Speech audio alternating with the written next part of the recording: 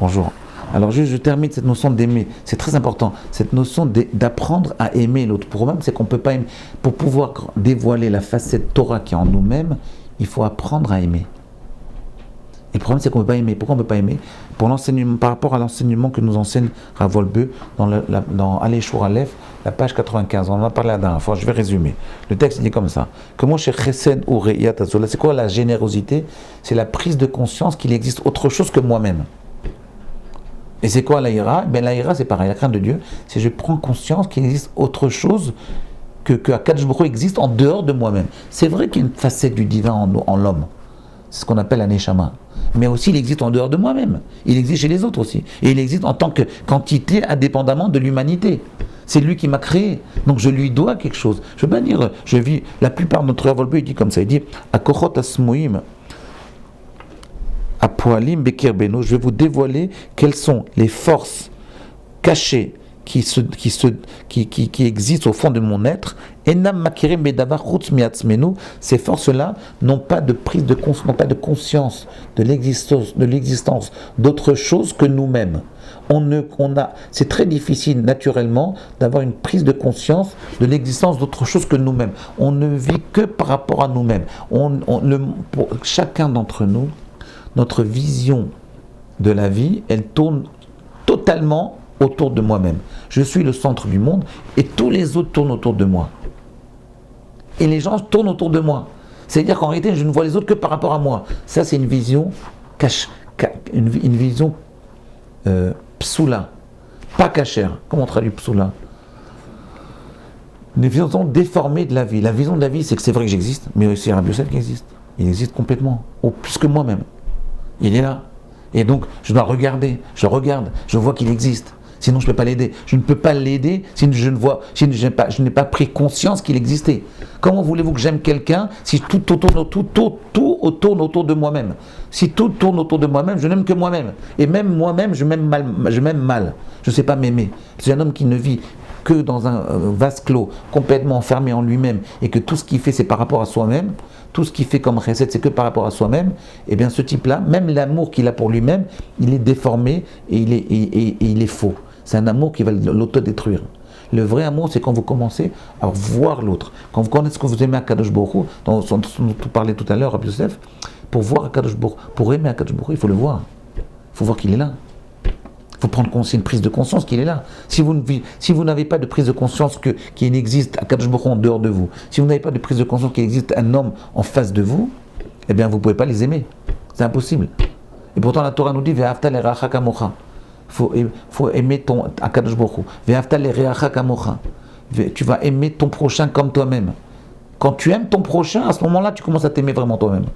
Mais il faut l'aimer, faut voir qu'il existe le prochain pour pouvoir faire quelque chose pour lui. Donc comment on fait pour aimer? Après on en parlera. Même à 4 jours, si vous ne voyez pas qu'il est en dehors de vous, vous ne pouvez pas l'aimer. La plupart des, surtout j'ai parlé la dernière fois des jeunes. Les jeunes ne peuvent pas s'aimer parce qu'ils sont tellement étonnés déjà de leur être. C'est pas péjoratif ce que je dis. Les jeunes, moi je vis avec eux. Ils sont tellement étonnés de leur intelligence, de leur classe, comment ils sont classe, habillés bien, oui, costume, cravate, comme ça, ils font un kiff, des cheveux comme ça. Un kiff.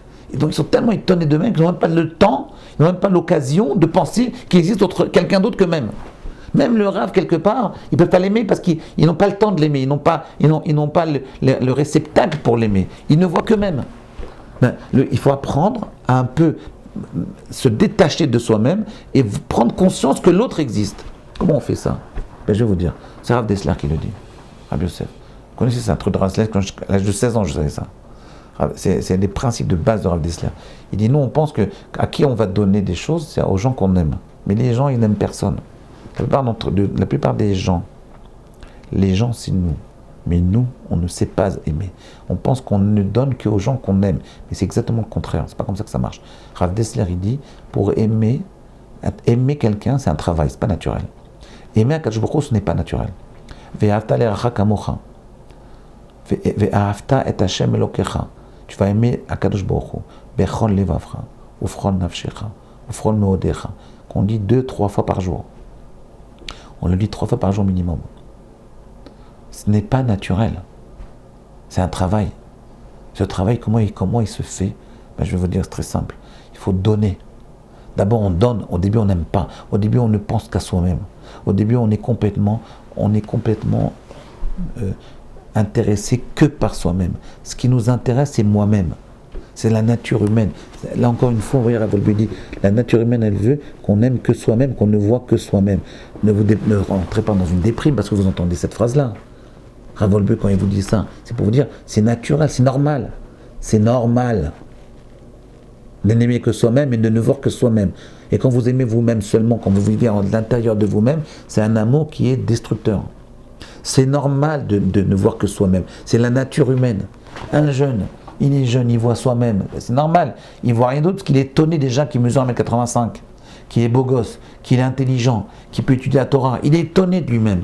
Donc qu'est-ce qu'il faut faire? Il faut apprendre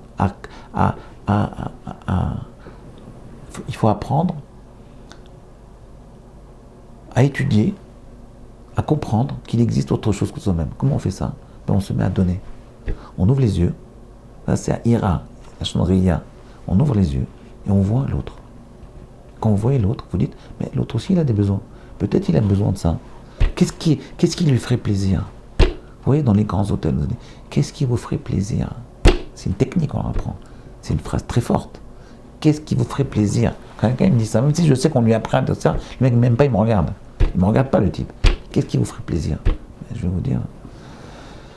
Rien que cette phrase-là, c'est un kiff. Je fais un kiff. Le mec, il te dit qu'est-ce qui vous ferait plaisir? Je fais un kiff, je n'ai même pas besoin de répondre. C'est rien que déjà, tu m'as fait la journée.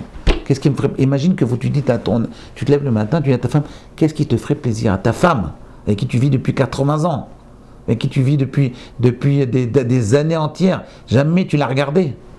Tu ne peux pas te demander qu'est-ce qui te ferait plaisir. Je me mets à sa place, j'aimerais bien savoir qu'est-ce qui te fait plaisir pour te faire plaisir. Ça, c'est le chesed. Parce que vous avez commencé à voir l'autre. Quand vous donnez à l'autre, le Rav Dessler dit comme ça, quand vous donnez à l'autre, vous commencez à l'aimer.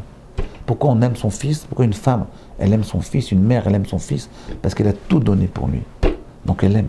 Le fait de donner, ça génère un amour. Ça génère de l'affection. Quand vous donnez à vos élèves, vous aimez vos élèves. Quand les élèves, pourquoi les élèves n'ont pas d'affection pour leur Rav? Parce qu'ils ne donnent rien à leur Rav. S'ils apprenaient à donner à leur Rav, alors ils commenceraient à l'aimer, à avoir de l'affection pour lui. Moi, Ravolbu, je lui ai donné. C'est pour ça que, c'est vrai, j'ai reçu énormément de lui, beaucoup plus que ce que j'ai donné. Mais le fait d'avoir donné, ça m'a permis de l'aimer. Et donc ça m'a permis d'avoir de l'affection pour lui. Ça m'a permis d'accrocher, d'intégrer ses enseignements. Rav Natan Zvi, le Rosh Yeshiva de Mir, je l'ai aimé. Pourquoi? C'est pourquoi? C'est à chaque cours pendant 20 ans, pendant 12 ans, j'étais dans son cours pendant 12 ans. Il avait un Parkinson. J'étais assis à côté de lui et avec la main droite, j'écrivais les cours. La main gauche, je tenais la main pour ne pas qu'il parte. Pendant tout le cours, il faisait comme ça. Il avait un Parkinson très très très compliqué. Plus qu'un Parkinson. Et donc, je lui tenais la main. Et donc, des fois, c'était très dur. À la fin du cours, je transpirais. Mais le fait de l'avoir aidé pour ça, pendant tous les cours, j'ai eu de l'affection pour lui. Donc j'ai intégré ses enseignements. C'était de la Gemara. C'est le Rosh Yeshiva de Mir. Rav Natan Zvi Finkel. Oui, c'est ce qui permet, sinon il n'y a pas de Torah qui passe. La Torah, la facette shémite, elle passe par l'hérédité. La facette Torah, elle ne peut passer que par l'affection que vous éprouvez pour vos rabbanim ou pour vos élèves. Voilà, c'est très important ça. Si on a ça, on a tout. Maintenant, je pense que je n'ai pas été complet. C'est beaucoup plus compliqué. On en parlera une autre fois. Comment arriver à aimer. À bientôt.